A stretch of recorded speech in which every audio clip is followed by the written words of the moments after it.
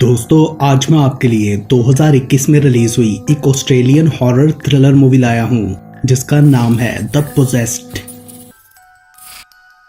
Film के start में हमें एक घर दिखाया गया है जहाँ कुछ स्ट्रेंज एक्टिविटीज हो रही थी। तभी हम वहाँ एक आदमी जेकब को देखते हैं जो अपनी वाइफ कैरिसा को घसीट कर ब्लड से भरे हुए बाथ टब से बाहर निकाल लेता है और उसे बेड से बांधकर एक्सॉर्सिज्म स्टार्ट करता है। कैरिसा शायद पोजेस थी और उसने अपनी जान लेने की भी कोशिश की थी। एंड देन कैरिसा पास आया कॉकरोच खाकर डिमोनिक वॉइस में हंसने लगती है। जेकब प्रेयर्स करते हुए डीमन को कैरिसा की बॉडी को छोड़ देने के लिए कहता है, मगर डीमन जोर जोर से रोर करते हुए उसे रुक जाने को कहता है, लेकिन जेकब नहीं रुकता और कैरिसा को डीमन से फाइट करने के लिए कहता है। जिसके बाद कैरिसा भी डीमन से फाइट करते हुए उसे अपने अंदर से निकल जाने का कहती है।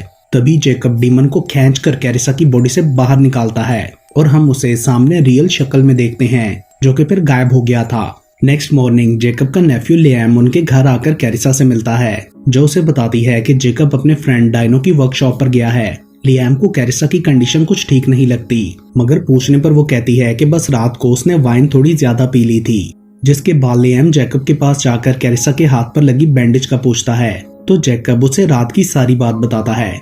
वो काफी परेशान था कि बार बार कैरिसा की बॉडी में से डीमंस को निकालने के कुछ ही टाइम बाद ही डीमंस दोबारा उसे पोजेस कर लेते थे और ये सब अब काफी स्ट्रॉन्ग होता जा रहा था।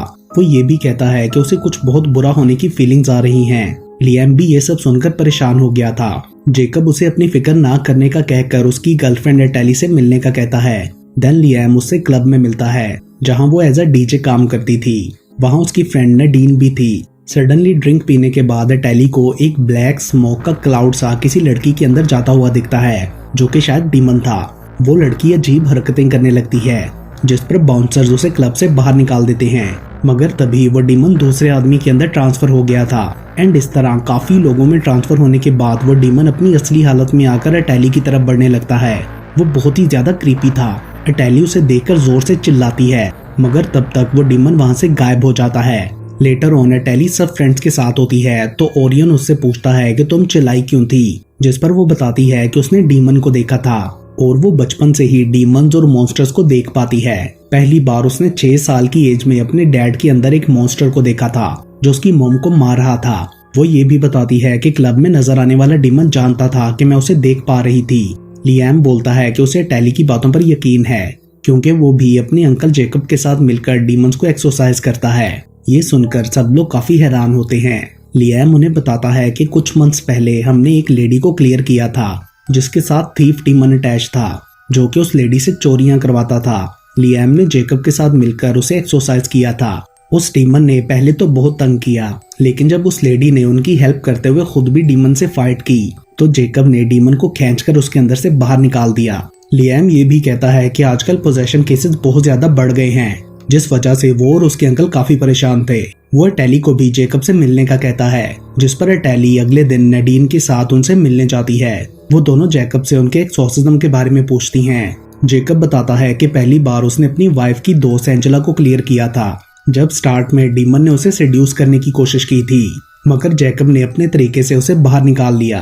तब उसे सामने डीमन दिखाई भी दे रहा था लेकिन एंजेला नहीं देख पा रही थी। एंड देन जेकब के पकड़ने पर वो डीमन वहां से गायब हो गया जो कि डीमन ऑफ लस्ट एस्मोडियस था। एंड देन जेकब और लियाम वहां से चले जाते हैं। उन्होंने एक क्लाइंट के पास पहुंचना था। अपने क्लिनिक के बाहर जेकब को एक आदमी दिखाई देता है। रिसेप्शनिस्ट बताती है कि इसका नाम मार्टिन है और ये यहाँ किसी प्रीस्ट का पूछने आया था और अपना नंबर देकर गया है। देन उनका क्लाइंट डैमियन अपनी वाइफ हेलन के साथ वहाँ आता है। जेकब उसे स्पिरिचुअल क्लियरिंग के बारे में एक्सप्लेन करते हुए बेड पर लेटाकर उसके हाथ बांध देता है और कहता है कि जब मैं तुम्हारा नाम पूछूं तो अपना पूरा नाम बताना। जिसके बाद एक्सॉर्सिज्म स्टार्ट करके जेकब उसका नाम पूछता है, मगर डैमियन के अंदर का डीमन खुद को रिवील करके जेकब की वाइफ को कर्स करने लगता है जिससे उसे गुस्सा आ गया था। मगर सडनली डीमन डैमियन का हाथ छुड़ाकर जेकब का गला पकड़ लेता है। तभी हेलन डैमियन को कमांड देती है एंड देन उसकी हेल्प से जेकब डीमन को बाहर निकाल लेता है। डैमियन अब क्लियर हो गया था इसलिए वो और उसकी वाइफ वहां से चले जाते हैं। उनके जाने के बाद जेकब प्रेयर्स करते हुए गॉड से हेल्प मांगता है कि वो अपनी बॉडी को क्लियर कर सके। मतलब डीमन उसके अंदर चला गया था, जिसके बाद वो जोर से चिल्लाता है और डीमन उसके अंदर से निकलकर जमीन में चला जाता है। लेटर ऑन उस आदमी मार्टिन की वाइफ नैन्सी क्लिनिक कॉल करके जेकब से पूछती है कि क्या उसे 8 महीने पहले होने वाले लार्सन फैमिली मैस मर्डर के बारे में पता है। एंड जेकब के हाँ बोलने पर वो कहती है कि हम उसी घर में रहते हैं और हमें आपकी जरूरत है। जेकब उसका एड्रेस पूछकर अगले दिन आने का कहता है। उस रात टैली को घर में कुछ अजीब आवाजें सुनाई देती हैं। वो चेक करने जाती है तो दीवार के पास एक लड़की खड़ी कुछ खा रही थी। टैली को लगता है कि नडीन होगी, मगर वो तो अपने रूम में थी, जो खुद भी कैमरा लेकर बाहर निकलती है, जहां टैली ये देखकर बुरी तरह डर गई थी कि वो लड़की असल में हॉरिफाइंग डीमन था, जिसने दीवार पर ब्लड के साथ डेथ इज हेयर लिखा था। मीनवाइल लियाम भी बाहर आता है, मगर वो डीमन को देख नहीं पा रहा था। तभी वो डीमन जोर से चीखता है, जिससे टैली उड़कर लियाम पर गिरती है, जिसे नडीन ने कैमरा में रिकॉर्ड कर लिया था। उसके बाद लाइट्स ऑन होती हैं और डीमन गायब हो जाता है। टैली उन्हें बताती है कि उसने डीमन को देखा, जिसने दीवार पर डेथ इज हेयर लिखा था। वो सब बहुत ज्यादा डर गए थे। लियाम को अब मार्टिन के घर जाना था, जहाँ जेकब उसका वेट कर रहा था, तो बाकी सब भी उसके साथ ही चलते हैं। वहाँ पहुंचकर जेकब लियाम को नैन्सी से इंट्रोड्यूस करवाता है। लियाम भी उन्हें टैली की पावर्स का बताता है कि ये भी डीमन से कनेक्ट कर सकती है। नडीन इस सारे प्रोसेस को डॉक्यूमेंट्री के लिए रिकॉर्ड करना चाहती थी, जिसकी परमिशन उसे नैन्सी दे देती है। एक्चुअली मार्टिन इवल स्पिरिट से पोजेस था, जिसे जेकब क्लियर करने के लिए आया था। वो ये सब कैमरा के सामने एक्सप्लेन करता है। तभी टैली को ऊपर की विंडो में कोई खड़ा दिखाई देता है, जो कि शायद डीमन था, क्योंकि मार्टिन को तो नैन्सी ने बांध रखा था। ये सब सुनकर ओरियन बुरी तरह डर जाता है। वो वहाँ से जाने का डिसाइड करता है, मगर बाकी सबके अंदर चले जाने के बाद उसे डरावनी आवाज आती है, जिससे डरकर वो भी उनके पीछे चला जाता है। अंदर पहुंचने पर उन्हें ऊपर से खौफनाक चीखों की आवाजें आती हैं और घर के सब डोर्स भी स्टक हो चुके थे। वो सब बुरी तरह घबरा जाते हैं।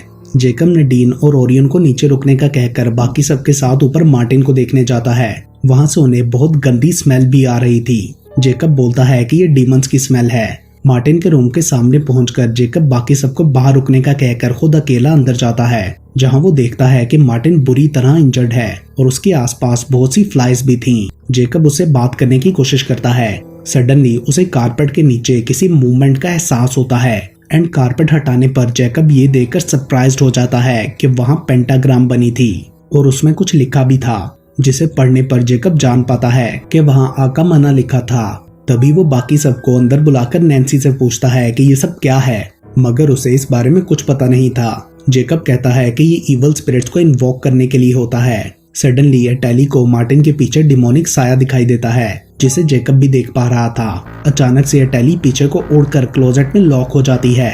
वो लोग उसे खोलने की कोशिश करते हैं, मगर हैंडल टूट जाता है। मीनवाइल क्लोजेट के अंदर डीमन टैली को हॉन्ट करता है। तभी नैन्सी को याद आता है कि क्लोजेट की मार्टिन इसके ऊपर रखता था, जिसे लियाम ढूंढ लेता है। उधर डीमन टैली के सामने आकर उससे कहता है कि मुझे तुम अच्छी लगी हो, और तभी जेकब लॉक खोलकर टैली को बाहर निकाल लेता है, जिसके बाद टैली जल्दी से क्लोजेट को बंद कर देती है ताकि डीमन बाहर ना आ सके। उसके बाद जेकब एक्सोर्सिज्म स्टार्ट करते हुए मार्टिन से उसका नाम पूछता है, मगर मार्टिन के अंदर का डीमन कुछ नहीं बोलता एंड देन हंसने लगता है, और फिर अचानक से वो मार्टिन की बॉडी से बाहर निकल जाता है। मगर जेकब बोलता है कि वो वापस जरूर आएगा, क्योंकि वो इसकी बॉडी से लिंक्ड है। तभी मार्टिन नैन्सी को हेल्प के लिए कहता है। वो सब उसे रोकने की कोशिश करते हैं, मगर नैन्सी फिर भी मार्टिन के पास चली जाती है। ये देखते हुए जेकब रूम से बाहर जाकर लियाम को होली वाटर देता है, जिसे उन्होंने पहले कभी यूज नहीं किया था। लेकिन जेकब कहता है कि पहले कभी उनका ऐसे डीमन से सामना भी नहीं हुआ था। उसने जो टैली के साथ किया, इसका मतलब वो बहुत ही ज्यादा पावरफुल है। ये टाइप ऑफ सोल्जर डीमन है। लियाम एक्सप्लेन करता है कि सोल्जर डीमन बॉडी से बाहर रहकर भी उसे कंट्रोल करके इन्फ्लुएंस कर सकते हैं। उनके लिए उसे पोजेस करने की जरूरत नहीं होती। देन जेकब बताता है कि इस घर के प्रीवियस ओनर सैटेनिक वर्शिपर थे और उन्होंने इस रूम में डीमन आकामना को इन्वोक करने की कोशिश की होगी, क्योंकि उसे बुलाने के लिए ब्लड सेक्रीफाइस सबसे ज्यादा पावरफुल होता है। इसलिए लार्सन ने अपनी पूरी फैमिली और खुद को यहाँ पर मार दिया। तो लियाम पूछता है कि फिर लार्सन ने खुद को क्यों मारा और आकामना अभी तक इस रूम में क्यों है, जिस पर जेकब कहता है कि शायद वो अपना रिचुअल पूरा नहीं कर सका था। टैली के पूछने पर लियाम बताता है कि आकामना सबसे पावरफुल डीमंस में से एक है। वो सैटर्न के 9 बच्चों में से तीसरे नंबर पर है। अब क्योंकि वो डीमन का नाम जान चुके थे, इसलिए उन्हें उस पर थोड़ी पावर मिल गई थी। दूसरी तरफ नडीन को ओरियन के पीछे कैमरा में कुछ नजर आता है और वो लोग रूम में सर्च करने लगते हैं कि वहाँ क्या था, और हमें वहाँ डीमन दिखता है जिसे वो देख नहीं पा रहे थे। एंड देन डीमन नडीन के पास जाकर उसे ओरियन को हर्ट करने का कहता है, जिसके बाद वो अचानक से ओरियन पर अटैक कर देती है। उसका फेस डिमोनिक हो चुका था। एंड देन सडनली होश में आने पर नडीन देखती है कि ओरियन बेहोश हो गया है। उधर वो तीनों रूम में वापस जाकर सारी बात नैन्सी को एक्सप्लेन करते हैं और जेकब कहता है कि जब मार्टिन इस रूम में आया होगा तो उसे ये पेंटाग्राम मिली। एंड देन डीमन आकामना ने उसे पोजेस कर लिया। सो उसे अब आकामना को मार्टिन के अंदर से क्लियर करके अपने अंदर लाना होगा ताकि उसे हेल्प भेज सके। वो ये भी बताता है कि अगर डीमन यहाँ से फ्री हो गया तो बहुत ज्यादा वायलेंट क्राइम्स बढ़ जाएंगे। सडनली मार्टिन डिमोनिक वॉइस में जोर जोर से हंसने लगता है। तभी नडीन रोते हुए वहाँ आकर उन्हें ओरियन के बारे में बताती है। एटैली और लियाम तुरंत ही उसे देखने के लिए जाते हैं, जहाँ ओरियन फ्रिज से कुछ निकालकर बहुत ही बुरे तरीके से खा रहा था।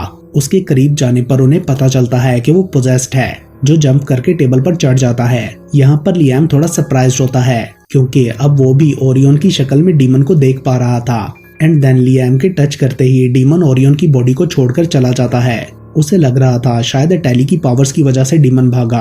तभी उन्हें ऊपर से चीखों की आवाज आती है और वो सब ऊपर भागते हैं, जहाँ अब नैन्सी पोजेस थी और जेकब दीवार के साथ स्टक हुआ था। लियाम जेकब को फाइट करने का कहकर उसका नाम बोलने को कहता है, मगर डीमन उसका मुंह बंद रखता है। उधर एटैली नैन्सी की तरफ बढ़ती है तो मार्टिन उसे दूर रहने के लिए कहता है, मगर वो नहीं सुनती। तभी जेकब किसी तरह अपना नाम लेकर डीमन की पकड़ से फ्री हो जाता है और नैन्सी कंप्लीटली पोजेस होकर हवा में लेविटेट करते हुए डिमोनिक वॉइस में जेकब से कहती है कि जो आ रहा है वो उसे रोक नहीं सकता और ये कि उन सबके लिए यहाँ मौत है। एंड देन वो जोर से चिल्लाती है, जिससे सब लाइट्स फ्लिक करने लगती हैं। सभी इलेक्ट्रॉनिक डिवाइसेस भी ऑन हो गई थीं। उसके बाद नैन्सी की ब्लीडिंग स्टार्ट हो जाती है और वो जोर जोर से हंसने लगती है। जेकब उन्हें मार्टिन को खोल देने का कहता है। तभी ओरियन भी नॉर्मल कंडीशन में वहां आता है और नैन्सी को पंच मारकर नीचे गिरा देता है। वो सब उसे पकड़कर कंट्रोल करने की कोशिश करते हैं और जेकब एक्सोर्सिज्म स्टार्ट करता है, मगर वो दोबारा से चीखते हुए लेविटेट होने लगती है। जेकब आकामना का नाम लेता है, जिस पर डीमन हंसते हुए पूछता है कि आकामना कौन है। एंड देन वो सबको अब्यूज करने लगता है, जिसके बाद एटैली उस पर अपना हाथ रखती है, जिससे नैन्सी बेहोश हो गई थी। वो लोग जेकब के कहने पर उसे पेंटाग्राम के अंदर ले जाते हैं, जिसके बाद वो सडनली उठकर सब पर अटैक करने लगती है, मगर वो लोग किसी तरह उसे चेन अप करके खुद दूर हट जाते हैं।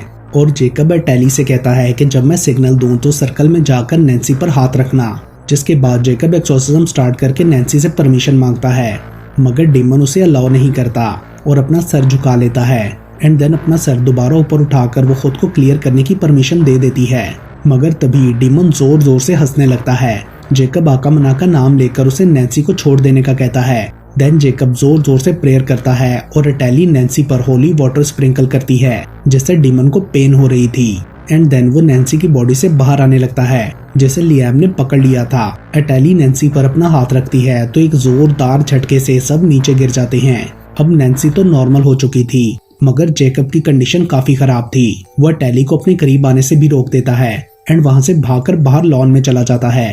एक्चुअली अब डीमन उसके अंदर था। लियाम और एटैली भी जेकब के पीछे जाते हैं। जेकब प्रेयर्स पढ़ते हुए गॉड से खुद को क्लियर करने के लिए हेल्प मांगता है, जिसके बाद डीमन उसकी बॉडी से निकलकर ग्राउंड में अब्सॉर्ब हो जाता है, मगर जेकब कहता है कि कुछ गड़बड़ है। तभी एटैली सामने पॉइंट करती है, जहां से डीमन उनकी तरफ बढ़ रहा था। एंड देन पास आकर वो हंसते हुए हवा में उड़कर चला जाता है। वो जेकब से खुद को क्लियर करने के लिए थैंक्स भी करता है। उसके जाने के बाद जेकब बोलता है कि ये सब नहीं होना चाहिए था।